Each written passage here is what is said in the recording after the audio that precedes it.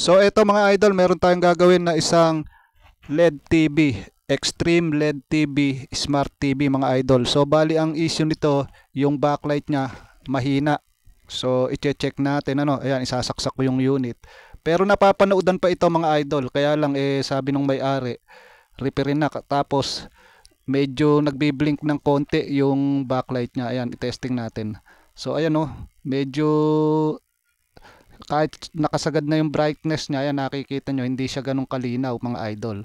So ayan, hintayin natin. Nagagamit pa naman, tapos medyo pag nagtatagal, nagbi-blink siya mga idol. Hintayin natin. Sabi nung may-ari, baka daw lumala pa, kaya minabuti niya na ipa-repair na sa akin.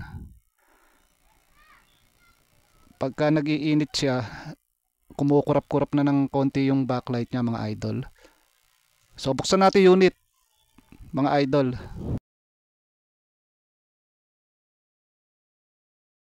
Pagkatapos ko mabuksan yung unit, visual check muna tayo mga idol kung ano yung una nating gagawin. Ito may nakita ko na bloated na capacitor, ayan. So inangat na yung ilalim niya mga idol. Una nating gagawin, palitan muna natin yan mga idol, para makasave din tayo ng paggawa mga idol. Baka mamaya dyan lang nagmumula yung pagdilim ng kanya. So ayan, papalitan natin.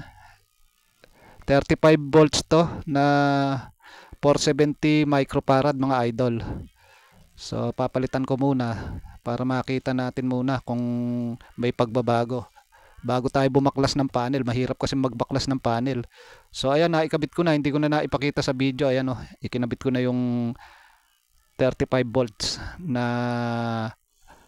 capacitor, good capacitor. Tetestingin muna natin mga idol, step by step muna tayo. So medyo mahirap kasi pagka nagbaklas ng panel, sabi ko nga, kung dito mapapabilis naman yung pagta-trouble. Ayun, okay na yung unit mga idol. Ayan, maliwanag no.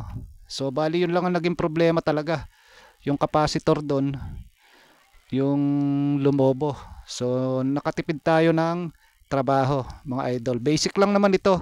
So kailangan visual check muna tayo. So ayan oh, ang ganda na nung image niya, hindi na madilim, hindi na kumukurap-kurap, hindi kagaya kanina. So okay na yung unit mga idol. Sabi nga nung may-ari baka backlight daw ang sira. So kaya akala ko din backlight kasi nung tinignan ko, hindi ko pa nabubuksan.